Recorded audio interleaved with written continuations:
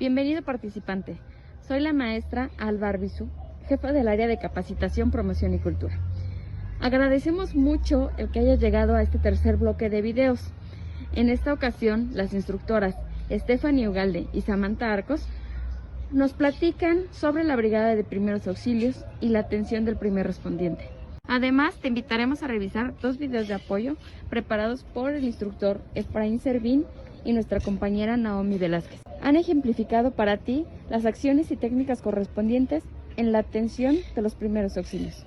Hola, buen día. Para dar comienzo al último tema de primeros auxilios por parte de la Coordinación de Protección Civil de la Universidad Autónoma de Querétaro. Vamos a empezar con algunas definiciones con mi compañera Samantha Arcos. Muy bien, vamos a ver estas definiciones. Vamos a empezar por los primeros auxilios. Entendemos a los primeros auxilios como las medidas terapéuticas urgentes que se aplican a víctimas de accidentes o enfermedades repentinas hasta disponer de tratamiento especializado. Es decir, nosotros vamos a dar esa ayuda inmediata. El siguiente punto tenemos al primer respondiente. Es la primera persona que decide participar en la atención de un lesionado. Él está encargado de evaluar la escena, comenzar la revisión del lesionado, activar el servicio médico de urgencia y brindar los primeros auxilios. Saber lo que no se debe hacer es tan importante como saber qué hacer.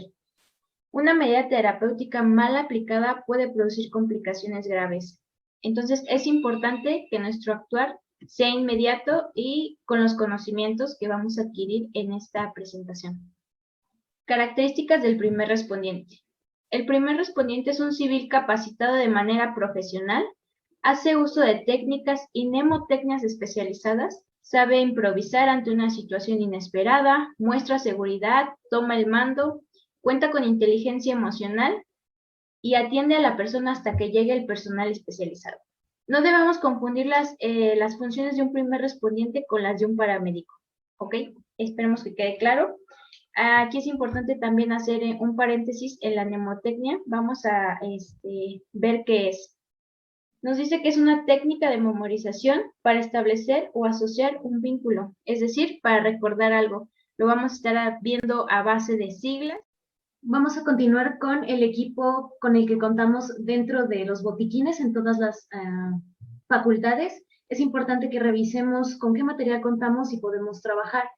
Algunos de los objetos que tenemos en los botiquines podría ser alcohol, agua inyectable, algunas aspirinas o medicamentos, cinta adhesiva, hisopos o lo que conocemos comúnmente como cotonetes, algunas curitas de varios tamaños, jabón antibacteriano o isodine, paquetes de algodón, algunas gasas, apósitos, la sábana térmica que es un poquito más especializada, guantes de látex para su protección personal, pinzas para cejas, termómetros, tijeras o algún tipo de navaja, vendas elásticas de varios tamaños.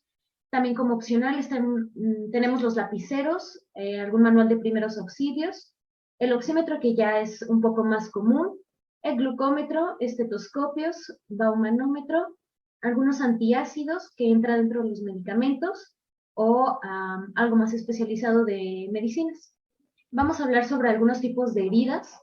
Esta, como lo sabemos, la herida es una pérdida de la continuidad en la piel, secundaria a algún tipo de traumatismo. Podemos tener en varios tipos, por abrasión, laceración, de tipo contusa, punzante o penetrante. Todas ellas generan una pérdida de la continuidad en la piel. Al reconocer una emergencia es importante identificar, uno, el suceso, es decir, qué pasó y dónde pasó.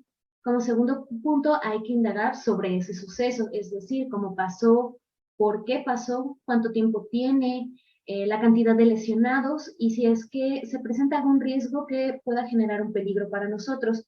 Es importante advertir eventos o comportamientos o situaciones inusuales. Para reconocer la emergencia utilizamos los sentidos, ya sea la vista, el oído, el olfato. Podemos ver si hay cables, armas, humo, oír gritos, algún ruido anormal, incluso distinguir el número de pacientes. Con el olfato, algún olor irritante que pueda presentarse algún riesgo.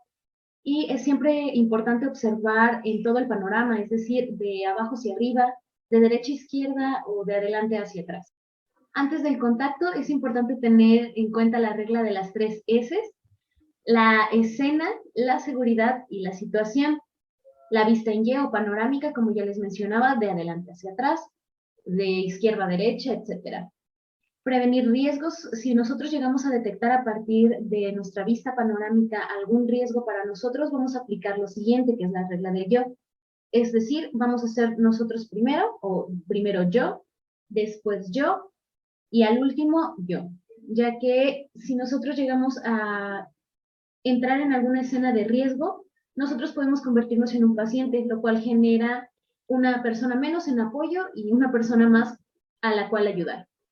Para los 10 minutos platino, estos los vamos a hacer como la diferencia, es decir, en estos 10 primeros minutos podemos saber o evitar más bien una nueva lesión, que la lesión no se haga permanente, es decir, dejarla como una lesión temporal. Incluso en las situaciones de paros cardiorrespiratorios puede determinar la vida y la muerte de un paciente, ya que los 4 minutos iniciales es lo máximo para generar una desoxigenación en el cerebro. Para el trato con la víctima, vamos a colocarnos en su campo visual de él, con la finalidad de que pueda observar quién es la persona que lo está atendiendo y no genere alguna confusión en el paciente. Buscamos siempre una respuesta verbal y los datos de nivel de conciencia con sencillas preguntas que adelante vamos a revisar. En su lado izquierdo vamos a ver un triángulo que determina cómo nosotros vamos a dar la atención o qué es lo que ponemos como prioridad con nuestro paciente. Primero es la vida, después es la función y al último es la estética.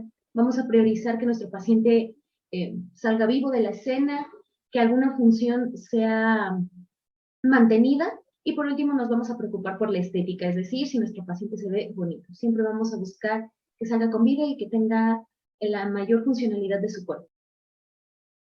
Evaluación del lesionado. La evaluación nos ayuda a identificar cuáles son las lesiones o condiciones que pueden poner en peligro la vida de nuestro paciente.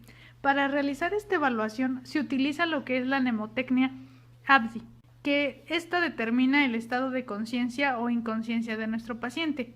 Dependiendo del resultado de esta evaluación, la evaluación primaria que realicemos posteriormente tomará 2 caminos priorizando las necesidades del paciente.